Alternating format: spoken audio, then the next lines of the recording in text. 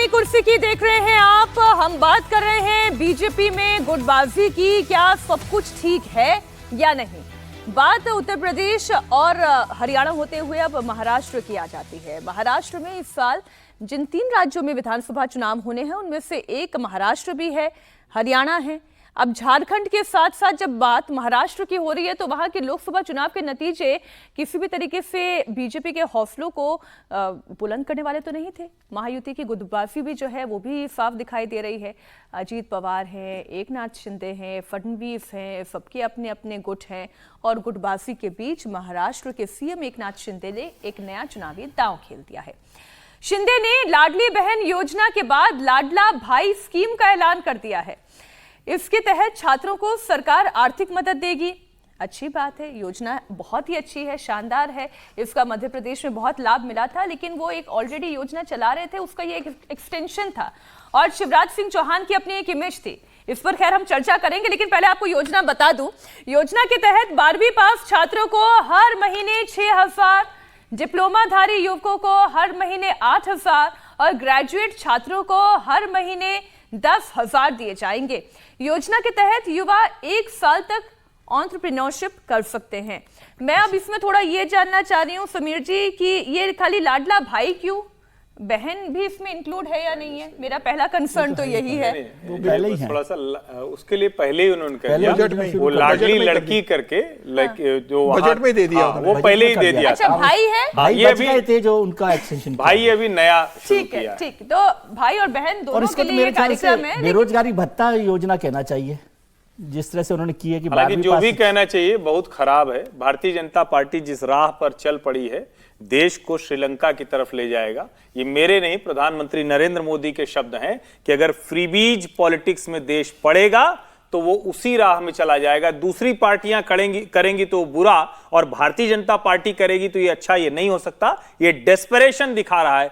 बेहद खराब योजना है कि हर कोई कहे कि अच्छा हम सबको बेरोजगारी भत्ता देंगे, यानी कोई इस लायक नहीं बनाएगा। और जबकि अभी बजट आया था, इतना शानदार बजट महाराष्ट्र सरकार ने पेश किया है जो एंटरप्रेन्योरशिप के लिए, जो उद्योग के लिए, जो मौकों के लिए, लेकिन ये जो योजनाएं दिखती है ना, ये बेहद खतरनाक राह पर है। मैं तो ये कहता हूं कि देश की राजनीति को बहुत खराब दिशा में ले जा रही है। मैं ये कह रही हूं कि क्या इस योजना का लाभ मिलेगा भी या नहीं चुनाव मिलेगा, से 4 महीने पहले, चुनाव से 4 महीने पहले, 3 महीने पहले आप एक योजना लेकर आ रहे हैं और उसके बाद क्या एकनाथ शिंदे की पॉपुलैरिटी, क्या उनकी अप्रोच वैसी है जैसे शिवराज सिंह चौहान ने एक योजना बनाई और मध्य प्रदेश में वो योजना काम कर गई, क्या वो महाराष्ट्र में काम कर जाएगी?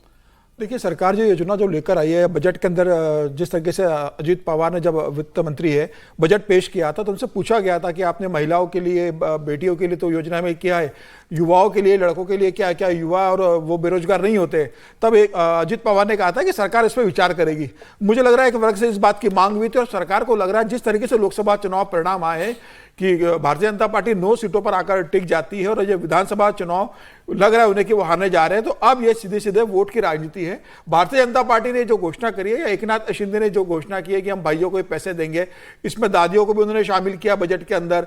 उन्होंने उसमें कह रहे हैं कि जो नाना नानी अकेले रहते होंगे, बुजुर्ग 70 साल के, हम उनके लिए भी व्यवस्था करेंगे कि उनको लिए पैसा दिया जाए।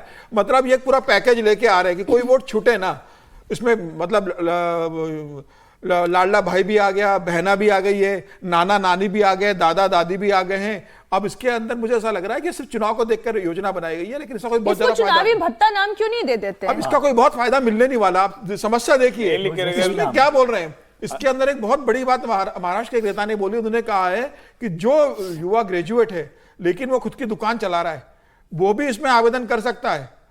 मतलब ग्रेजुएट है, नौकरी नहीं है, दुकान खोल ली है, अगर वो कोई टैक्स पे नहीं कर रहा है, कुछ नहीं कर रहा है, तो सरकार अगर वो आवेदन करे तो हम उसको भी बेरोजगारी भत्ता देंगे। तो ये एक अराजकता की स्थिति उत्पन्न कर रहे हैं। सरकार के पास वैसे ही इतना लॉस में चल रही है। महाराष्ट्र की सरकार 4 लाख करोड़ के लॉस के अंदर बजट पेश कर रही है। सरकार के पास आमदनी नहीं है, सारे बड़े उद्योग निकल के गुजरात के अंदर जा रहे हैं।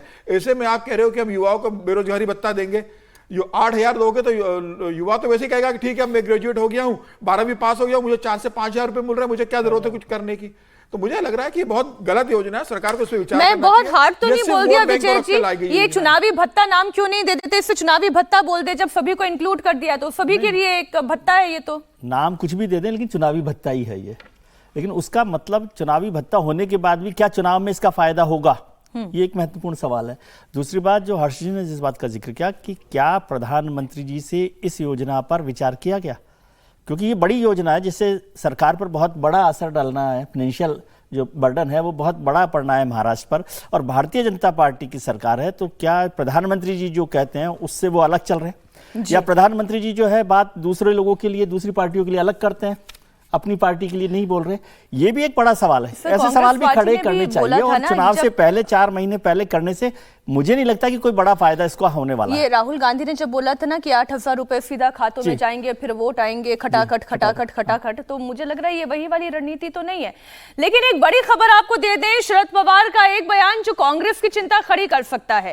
कांग्रेस पर शरद पवार का बड़ा बयान, एमएलसी चुनाव में कांग्रेस की गलती से हारे हैं, कांग्रेस मेरी रणनीति के हिसाब से नहीं चली, मेरे समीकरण से चुनाव होते तो जीत जाते। कांग्रेस ने पहली वरीयता के सारे वोट खुद रखे, पहली वरीयता के सारे वोट खुद रखे, मेरी रणनीति नहीं मानी गई, इसलिए ये चुनाव हारे हैं। शरद पवार का ये बड़ा बयान कांग्रेस पर, ये क्या इशारा देता है हर्षवर्धन जी? देखिए, मुझे लगता है कि ये जो चुनाव रहा और लोकसभा के तुरंत बाद एमएलसी के चुनाव में जिस तरह से शरद पवार को अपमानित होना पड़ा, और किसी को नहीं अपमानित होना पड़ा, और सब जीत गए हैं, सब बड़े नेता हो गए, और जो महाराष्ट्र की राजनीति का मैनेजमेंट का सबसे बड़ा नेता माना जाता था, मास लीडर तो कभी रहे नहीं बहुत बड़े, लेकिन मैनेजमेंट के सबसे बड़े नेता हैं, उन्हीं की पार्टी का जो समर्थित जो विधान परिषद के लिए प्रत्याशी था वो हार गया। अब शरद पवार को पीड़ा हो रही है, और ये सच है कि जिस तरह की स्थितियां थी उसमें अगर ये हार भी होती तो शायद अंतिम टाई उन्हीं दोनों के बीच में नहीं जाना चाहिए था। नंबर का जो गेम था उसमें फंसना चाहिए था कि भारतीय जनता पार्टी या अजित पवार की पार्टी से गेम फंसता, लेकिन अंत में जब सारे वोट गिने गए और इसके बावजूद कि जो 5 प्रत्याशी थे वो सब के सब 3-3 वोट अतिरिक्त पा जाते हैं, इसका सीधा सा मतलब हुआ कि कांग्रेस पार्टी की जो रणनीति थी वो गलत थी, जो तीनों पार्टियों के बीच में समन्वय था वो गलत था, वोट एलोकेशन गलत था, और जो सेकंड प्रेफरेंस में वोटिंग करनी थी वो भी गलत थी। लेकिन अब सवाल यहां उससे बड़ा खड़ा होता है, पहले शरद पवार क्या कर रहे थे? क्या पहले उनको ये रणनीति नहीं सूझी, या जब हार गए तब वो रणनीति बता रहे? वरना पहले अगर जीत जाते तो कहते हमारी रणनीति के लिहाज से चले और जीत गए। और कम से कम महाराष्ट्र में ये कौन मानेगा कि महाराष्ट्र में शरद पवार से इतर कोई रणनीति ये जो गठबंधन है वो बना सकता है? तो मुझे लगता है अब ये महाविकास अघाड़ी अपनी हार को छिपाने की कोशिश कर रही, और उसमें भी रीअलाइनमेंट, जो बार बार मैं कह रहा हूं, मैं लोकसभा चुनाव के बाद से लगातार कह रहा हूं, रीअलाइनमेंट महाराष्ट्र पॉलिटिक्स में कभी भी हो सकता है। कभी भी आप देख सकते हैं कि अजीत पवार कहां आपको खड़े दिखाई दे, कभी आपको दिखाई दे सकता है कि जो नए तरीके से जो पार्टियां हैं वो एक दूसरे के साथ खड़ी नजर आए। ये जो रीअलाइनमेंट की बात कर रहे हैं, ये रीअलाइनमेंट क्या हो सकता है आरती जी? देखिए, ये तो आज हमें मालूम चला है कि अजीत पवार जी के गुट के कुछ लोग जो है वो उद्धव ठाकरे के शरद पवार के गुट के साथ जाके मिले हैं, और ये हमें लगातार ही हम लोगों को, इनफैक्ट लोकसभा इलेक्शंस के रिजल्ट्स के बाद हम ये सुनते आ रहे हैं कि शिंदे ग्रुप के उद्धव ठाकरे के ग्रुप में जाना चाहते हैं, इनफैक्ट उद्धव ठाकरे के ग्रुप वाले शिंदे ग्रुप में जाना चाहते हैं। लेकिन मुझे लगता है अभी जो एमएलसी के इलेक्शंस हाल में हुए, और जिसकी बात शरद पवार जी भी कर रहे थे कि जहाँ पे कांग्रेस ने उनकी स्ट्रैटेजी नहीं मान के इनफैक्ट उनको नुकसान पहुंचाया, उनके ग्रुप को, तो ये साफ जाहिर है कि इस वक्त शिंदे ग्रुप और कंपैरेटिवली मैं कहूँगी कि उद्धव ठाकरे के ग्रुप से ज़्यादा मजबूत दिखाई दे रहे हैं। अजीत पवार भी लोकल लेवल पे मुझे लगता है ज़्यादा मजबूत है शरद पवार के ग्रुप से, और इसलिए ये इस वक्त जो है इस तरह का बयान शरद पवार की तरफ से आया है कि उनको लग रहा है कि उनकी जो स्पेस थी, उनका जो इन्फ्लुएंस, और एक वक्त के बहुत ज़्यादा बड़े पावरफुल लीडर और उनका ग्रुप की जो रीच थी पूरे महाराष्ट्र में, वो बहुत ही ज़्यादा कमज़ोर हो रही है। लेकिन ये हाँ मैं एक लाइन जोड़ना चाहता था इससे। देखिए, कांग्रेस अब शरद पवार के सुनेगी नहीं। कांग्रेस का ये कहना है कि जब भी हमने शरद पवार के हिसाब से रणनीति बनाई है, कांग्रेस उससे निपटी है। 2019 का लोकसभा चुनाव भी शरद पवार ने कहा था, जब कांग्रेस और राष्ट्रवादी मिलकर लड़ रहे थे, कि मेरे हिसाब से आप रणनीति बनाइए, मैं आपकी रणनीति बनाता हूं। कांग्रेस एक सीट पर समेट गई गई थी। और इस बार कांग्रेस ने शरद पवार की नहीं सुनी तो कांग्रेस 13 सीटों पे जीती है। देखिए, शरद पवार तो बयान बदलने के लिए भी अब जाने जाते हैं। अभी लोकसभा चुनाव के पहले शरद पवार का बयान था कि कुछ पार्टियां कांग्रेस के अंदर मर्ज हो सकती है। शरद पवार ने लगभग ये तैयारी कर ली थी कि अगर बारामती से उनकी बेटी हारती और वो सिर्फ एक सीट जीतते तो वो विधानसभा चुनाव के पहले अपनी पार्टी का विलय कांग्रेस में करने वाले थे। अब जब उनको लग रहा है कि लोकसभा में उन्हें एक अच्छा परफॉर्मेंस मिला है, वो 8 सीटें जीत चुके हैं और उनके लिए एक उम्मीद बनी हुई है, तो अब वो विलय करने से बच रहे हैं और वो कांग्रेस के ऊपर ठीकरा फोड़कर ये बताना चाहते हैं कि महाराष्ट्र के जब विधानसभा चुनाव होगा तो सीटों का जब डिस्ट्रीब्यूशन होगा, वो चाहे उद्धव ठाकरे के बीच में हो, चाहे कांग्रेस के बीच में हो, चाहे शरद पवार के बीच में हो, तो मुझे अपने हक की सीटें चाहिए। कांग्रेस से उनकी सीटों की लड़ाई होगी। उद्धव ठाकरे का तो तय है कि कितने सीटों पर लड़ेंगे। शरद पवार और कांग्रेस के बीच में सीटों को लेकर खींचतान मचेगी और शरद पवार अभी से सीटों को लेकर दबाव बनाना चाहते हैं और यही वो संकेत देना चाह रहे हैं कि विधान परिषद मैंने आपने मेरे हिसाब से नहीं किया, इसलिए मेरा कैंडिडेट आ रहा है। अब लोकसभा विधानसभा चुनाव जो होगा आपको मेरे हिसाब से लाइन अप करना पड़ेगा अगर चुनाव जीतना है। तो ये सीटों को लेकर दबाव बनाना चाहते हैं, उसकी रणनीति है ये। लेकिन खेला किया किसने है सर? देखिए, एक बात समझिए कि जो समीर जी कह रहे हैं वो बिल्कुल ठीक बात है कि अब विधानसभा चुनावों की तैयारी के लिए एक दबाव बनाने की रणनीति हो रही है। लेकिन यदि आप एमएलसी चुनावों को देखें तो उसमें कोई संभावना नहीं थी कि जो महाविकास अघाड़ी है उसके तीनों कैंडिडेट हारे। उनके पास तो एक्स्ट्रा वोट थे, कांग्रेस के पास एक्स्ट्रा वोट थे, उसके बाद भी वो हार गए। इसका मतलब कोई ना कोई गड़बड़ तो कांग्रेस की तरफ से हुई और कांग्रेस के क्रॉस वोट हुए, ये भी साफ दिखाई दिया। तो फर्स्ट प्रेफरेंस के वोट भी उन्होंने नहीं दिए और सेकंड प्रेफरेंस में भी किस तरह से हुआ, क्योंकि फर्स्ट प्रेफरेंस के सारे वोट 10 वोट मेरे ख्याल से एक्स्ट्रा वोट थे कांग्रेस के पास, 7-8 वोट एक्स्ट्रा वोट थे, वो यदि शरद पवार को मिलते तो वो नहीं होता। अब वो किस तरह से गड़बड़ी हुई, क्या कांग्रेस अपने विधायकों को साथ नहीं रख पाई, क्योंकि अब विधानसभा चुनाव आ रहे हैं तो बहुत सारे रीअलाइनमेंट होने वाले हैं। और रीअलाइनमेंट का आज ही मैंने एक खबर पढ़ी कि आरएसएस से जुड़ी एक पत्रिका है, विवेक मराठी पत्रिका है, उसने अजीत पवार पर बड़ा हमला किया है कि ये सारा भारतीय जनता पार्टी का जितना नुकसान हो रहा है वो अजीत पवार गुट के साथ आने से हुआ है, उसकी इमेज से हुआ है, उनके जो भी काम रहे हैं तो वो नुकसान हुआ है। तो क्या वो संघ की तरफ से या किसी भी तरफ से ये प्रेशर फिर से बनाया जा रहा है कि अजीत पवार को अब बाहर कीजिए? तो क्या इसलिए ये तस्वीर आई है कि उस गुट के भी नेता आकर मुलाकात कर रहे हैं शरद पवार जी से? इसीलिए मैं कह रहा हूं ना कि वो नवाब मलिक मिले हैं, नवाब मलिक मिले हैं उनसे। तो इसलिए मैं कह रहा हूं कि वहां पर रीअलाइनमेंट की संभावनाएं बहुत बढ़ गई हैं और अब समझ लीजिए ये खेल खत्म हो गया। अब तो केवल विधानसभा चुनावों के लिए ही सारी तैयारी हो रही है, रीअलाइनमेंट हो रहा है, बयान हो रहे हैं, नेताओं का इधर से उधर मिलना जुलना हो रहा है, ये सारा वो चल रहा है। जबरदस्त है और गुटबाजी दोनों तरफ है, महायुति में भी है, महाविकास अघाड़ी में भी अभी है। पहली लड़ाई अपना टिकट कंफर्म करने की है कि भैया पहले हमारा टिकट कहां पर हो जाएगा। और पार्टियों में तो इतना कंफ्यूजन है कि वोटर को पता भी नहीं होगा कि वो उद्धव ठाकरे के साथ थे कि शिवसेना के शिंदे के साथ थे, कि दोनों ही गुटों में इंजन किसका लगा हुआ है। सब लग रहा है अलग अलग इंजन है, अलग अलग बोगियां हैं और अपनी अपनी दिशा में दौड़ती हुई नजर आ रही है। अब दौड़ेगी किसकी गाड़ी, इसके लिए थोड़ा इंतजार करना होगा, लेकिन मैं अपनी गाड़ी दौड़ाती हूँ, सीधा आपको लिए चलती हूँ राजस्थान। यहां पर सीएम भजन लाल शर्मा और डिप्टी सीएम दिया कुमारी के बीच में मतभेद और तनातनी की खबरें आ रही हैं। दिया कुमारी पहले राजस्थान बीजेपी कार्य समिति की बैठक में नहीं पहुंची और इसके बाद कल उनके बीजेपी विधायक दल की बैठक में भी उनके न पहुंचने पर सवाल खड़े हुए हैं।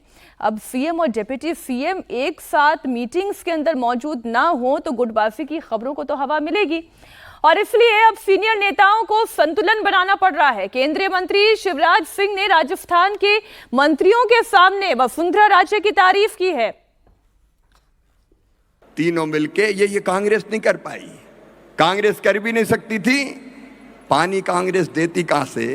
अरे कांग्रेस में पानी नहीं बचा तो राजस्थान को पानी देगी कहां से? लेकिन पहले वसुंधरा जी ने विकास की, गंगा बहाई, और अब भजन लाल जी के नेतृत्व में मध्य प्रदेश से भी पानी ले लिया, हरियाणा से भी ले लिया, समझौता हो गया। अब आप देखिए मुख्यमंत्री भजन लाल शर्मा मंच पर थे, वसुंधरा राजे की भी तारीफ हो रही थी और वाकई में जो बात शिवराज सिंह चौहान कह रहे थे कि बैलेंस बनाना, तो वाकई में कोई उनसे सीखे। जबरदस्त उन्होंने मंच पर अपने इस भाषण के दौरान बात कही। लेकिन सवाल यह है कि क्या सीएम और डिप्टी सीएम के बीच में नहीं बन रही है, यहां बैलेंस क्यों नहीं बन पा रहा है? हर्षवर्धन जी, कितनी गुटबाजी होगी? जब हम यूपी के सीएम और डिप्टी सीएम की बात करते हैं तो हम ये पूछते हैं कि केशव प्रसाद मौर्य, योगी आदित्यनाथ, क्या बैलेंस नहीं है? इधर दिया कुमारी, भजन लाल शर्मा, क्या बैलेंस नहीं है? गुट तो बहुत सारे हैं राजस्थान में। और देखिए, सिर्फ ये राजस्थान का मसला नहीं है, और कई बार हम कहते हैं कि जिसको हम अपनी ताकत के तौर पर या जिसको हम कहते हैं कि एक बहुत बड़े मैनेजमेंट स्किल के तौर पर हम देखते हैं, वो प्रबंधन कौशल ही उल्टा पड़ रहा है क्या? मुख्यमंत्री के साथ उप मुख्यमंत्री लगाया ही भारतीय जनता पार्टी ने संतुलन के लिए था। किस संतुलन के लिए? जातीय संतुलन के लिए। और मैं बार बार कहता आया हूं, फिर से दोहरा रहा हूं, इसमें कहीं कोई दिक्कत नहीं कि आप अलग अलग जातियों को प्रतिनिधित्व दीजिए, उनको किसी पद पर बिठाइए, लेकिन जब यह दिखने लगता है कि जिस उत्तर प्रदेश में सबसे ज्यादा ब्राह्मण हैं वहां नहीं देना है, लेकिन जिस राजस्थान में सबसे कम ब्राह्मण हैं वहां ब्राह्मण मुख्यमंत्री बना देना है, जिस मध्य प्रदेश में यादवों के संख्या के अनुपात में कुछ नहीं वहां यादव मुख्यमंत्री दे देना है। अब यह समीकरण भारतीय जनता पार्टी क्यों कर रही है, ये उसके बड़े रणनीतिकार जानते होंगे। यहां भी जब आप मुख्यमंत्री के साथ उप मुख्यमंत्री लगाते हैं और उनके अधिकार क्षेत्र में किसी तरह के, जिसको कहते हैं ना कि ग्रे लाइन होती है, उसी ग्रे लाइन को क्रॉस करने की कोशिश होती है। अगर ब्लैक एंड व्हाइट मामला हो तो यह विवाद हो नहीं, लेकिन राजनीति में ब्लैक एंड व्हाइट तो कभी कुछ चलता ही नहीं है। और जिस दिन यह सरकार बनी थी, बजट के समय में भी यह दिखा कि दिया कुमारी ने उसको इसी तरह से पेश किया कि जैसे वो बजट पेश कर रही हैं वित्त मंत्री के तौर पर। अब ये सवाल अलग अलग राज्यों में खड़े हो रहे हैं। भारतीय जनता पार्टी को एक, जिसको कहते हैं ना कि नरेंद्र मोदी को स्टीयरिंग फिर से संभालनी पड़ेगी, मजबूती के साथ संभालनी पड़ेगी, इसके अलावा कोई और रास्ता नहीं है। सर, राज्यों में भी अगर विजय जी नरेंद्र मोदी जी को ही स्टीयरिंग संभालनी पड़े तो फिर फायदा क्या? वसुंधरा राजे जैसे सीनियर नेता का होना, या दिया कुमारी का डिप्टी सीएम बना देना, या भजनलाल शर्मा को कमान सौंप देना। देखिए, एक लाइन बोल दूं सर, जब मैं स्टीयरिंग कह रहा हूं तो स्टीयरिंग ही थी, इसीलिए राज्य आपको सब दुरुस्त दिख रहे थे। अगर नेताओं को खड़ा करना एक अलग चीज है, आप राज्यों में नेता तैयार कीजिए, लेकिन अगर सबकी महत्वाकांक्षाओं में ग्रे स्पेस बहुत ज्यादा होता दिख रहा है तो सेंट्रल लीडरशिप, जब सेंट्रलाइज्ड है मामला, तो सेंट्रल लीडरशिप के ऊपर ही सवाल सर, कितने गुट हैं? दिया कुमारी का गुट हो गया, वसुंधरा राजे का गुट हो गया, भजनलाल शर्मा का गुट हो गया, गजेंद्र सिंह शेखावत का। जितने गुट की चर्चा करेंगे आप छोटी सी चर्चा कीजिए ना, आप गुट की चर्चा करेंगे तो टाइम ही नहीं मिलेगा आपके पास प्रोग्राम में। इतने गुट है। तो देखिए, दिया कुमारी, ये उप मुख्यमंत्री का मसला क्या है इसको समझने की जरूरत है। उप मुख्यमंत्री पहले तो नहीं बनाती थी भारतीय जनता पार्टी। उप मुख्यमंत्री का मतलब है कि वो सब लोग जो उप मुख्यमंत्री बने वो बनना तो मुख्यमंत्री चाहते थे, अब आपने बना दिया उनको उप मुख्यमंत्री, इसलिए अब वो मन में तो चलता ही रहता है ना। आपने भले ही सेटिस्फाई करने के लिए दिया कुमारी जी को, यदि आप राजस्थान विधानसभा चुनाव, लेकिन फिर भी कम निकले। राजस्थान विधानसभा चुनाव के नतीजे जब आए थे तब दिया कुमारी जी को लगता था कि वसुंधरा जी आउट हो गई हैं, तो अब दिया कुमारी का नंबर होगा मुख्यमंत्री बनने के लिए। और वो अपने आप के लिए बहुत, उन्होंने जो भी करनी थी एक्सरसाइज वो की भी, लेकिन सरकार ने, पार्टी ने जो भी तय किया, भजनलाल जी को वहां पर बना दिया। अब भजनलाल जी फर्स्ट टाइमर एमएलए हैं, वो 2 बार रह चुकी हैं, एमपी भी रह चुकी हैं, तो उनको वैसे भी लगता है राज परिवार से और मिलनी चाहिए थी ऐसा। जी। अब केवल दिया कुमारी की बात नहीं की, अभी किरोड़ी लाल मीणा काफी समय से इस्तीफा देकर बैठे हुए हैं, उनकी बात हो रही है। गजेंद्र सिंह जी अलग से नाराज हैं, और शिवराज जी ने भले ही बड़ी भलमनसाहत के साथ वसुंधरा जी का नाम लिया, अब जिनको भूल रहे थे पार्टी में फिर उनका नाम उन्होंने वहां पर ला दिया, तो वो तो अपने आप में एक बड़ा सर एक कारण है वसुंधरा का नाम लेने का। देखिए, शिवराज सिंह चौहान और वसुंधरा राजे दोनों पीड़ित रहे हैं। अभी पिछला विधानसभा चुनाव जिस तरीके से शिवराज सिंह चौहान के साथ ट्रीटमेंट हुआ, वैसे ट्रीटमेंट वसुंधरा के साथ हुआ था राजस्थान में। तो शिवराज का और वसुंधरा का दर्द देख, लेकिन अभी वो दर्द जो है, उन्होंने विकासी गंगा बहाई है, इसका मतलब मैंने भी मध्य प्रदेश में विकासी गंगा बहाई है जब मैं मुख्यमंत्री था। लेकिन अभी वो दर्द को छुपा रखा था पार्टी ने, वसुंधरा जी के नाम की चर्चा नहीं थी। अब फिर से वसुंधरा जी का गुट एक और आपने तय कर दिया, तो वो गुटबाजी लगातार चल रही है। और अब एक बात समझ में आई है कि जो भारतीय जनता पार्टी अपने आप को बहुत अनुशासित, चाल चरित्र, चेहरा की पार्टी करती थी, तो वो जब थी तब सरकारें उनकी नहीं होती थी। जब सरकार में आ जाते हैं तो ये सारे दुर्गुण कह लें, जो करैक्टर कह लें, या जो भी एक्सरसाइज है वो होती है। और उस मामले में भारतीय जनता पार्टी हो, कांग्रेस हो, कोई भी पार्टी हो, उसी तरह से काम कर रही है। अब स्टीयरिंग किसके हाथ में नहीं है, फिर वही सवाल होगा कि संगठन सरकार से बड़ा है कि सरकार संगठन से बड़ी है। हालांकि मैंने तो कभी देखा नहीं कि कोई संगठन सरकार से बड़ा होता हो, सभी जगह सरकार बड़ी होती है। राजस्थान में बड़ा इंटरेस्टिंग वाकया और हो गया। राजस्थान में जैसे अभी दिया कुमारी और मुख्यमंत्री के बीच रस्साकशी चल रही सत्ता को लेके, दिया कुमारी को लग रहा था मैं मुख्यमंत्री बन जाऊंगी, अब भजनलाल मुख्यमंत्री को भी तो लग रहा था, यही तो सचिन पायलट को भी बिल्कुल, लग रहा था जब वो सत्ता में थे। लेकिन अब दूसरी स्थिति, वहां एक और उप मुख्यमंत्री प्रेम सिंह बैरवा, वो तो खूब मस्त है, वो कह रहे ईश्वर ने मुझे उप मुख्यमंत्री बना दिया, मैं जिंदगी में नहीं बन सकता था, अब मुझे कोई चिंता नहीं, आपको जो करना है काम करो, उनको कोई किसी शिकायत नहीं है। लेकिन इसमें एक बात मुझे लगता है कि बोलने की जरूरत है कि जिनकी कोई महत्वाकांक्षा थी ही नहीं कि वो मुख्यमंत्री बनेंगे, वो मुख्यमंत्री बन गए, तो क्या कहीं पे लीडरशिप को, पार्टी लीडरशिप को, सेंट्रल लीडरशिप को, हर्षवर्धन जी कह रहे स्टीयरिंग संभालना पड़ेगा, जिनकी कोई वो वैसी कोई एम्बिशन ही नहीं थी, जिनको कोई एक्सपेक्टेशन ही नहीं थी कि वो मुख्यमंत्री बनने वाले हैं, वो बन गए, और जो लाइन में थे, जो उस चेयर तक पहुंचने की एक परिश्रम कर रहे थे, वो नहीं बने, वो तो ऑब्वियसली गुटबाजी होगी, तो ऑब्वियसली लड़ाई होगी। तो इसका मतलब ये है कि पार्टी लीडरशिप, सेंट्रल लीडरशिप कहीं फॉर्मूला जो है गलत बार बार कर रही है, और उसकी वजह से एक डिस्कंटेंट जो है अंदर के लोगों में, जिन्होंने बहुत समय से परिश्रम किया होगा, वो खुश नहीं है। लेकिन उसी स्टीयरिंग से तो बने हैं, भजन लाल जी भी उसी स्टीयरिंग से ही तो बने हैं, तो वही मोहन लाल जी भी वहीं से बने हैं, तो स्टीयरिंग से मोहन यादव और भजन लाल तो उसी फॉर्मूले से बने। लेकिन एक बात मैं फिर कह रहा हूं, देखिए सरकारों में कैबिनेट बनती थी और कैबिनेट मिनिस्टर एक पावरफुल हुआ करता, तो कहते थे हायरार्की में नंबर 2 है, नंबर 3। अभी उप मुख्यमंत्री कोई संवैधानिक पद तो है नहीं, तो ये उप लगाकर क्यों इतना करना? नहीं, ये उप लगाना ही क्यों है? मीनाक्षी जी, इसमें मैं जोड़ रहा हूं, देखिए सिर्फ सरकार के अंदर नहीं है, भारतीय जनता पार्टी का आप संगठन देखोगे तो भारतीय जनता पार्टी ने इसमें भी ऐसी नियुक्तियां की है। पार्लियामेंट्री बोर्ड में ऐसे सलाह को बिठा दिया है कि जो सांसद का टिकट मांगते थे, सत्यनारायण जातिया जो विधानसभा का टिकट मांग रहे थे, उनको सीधे पार्लियामेंट्री बोर्ड में ले लिया।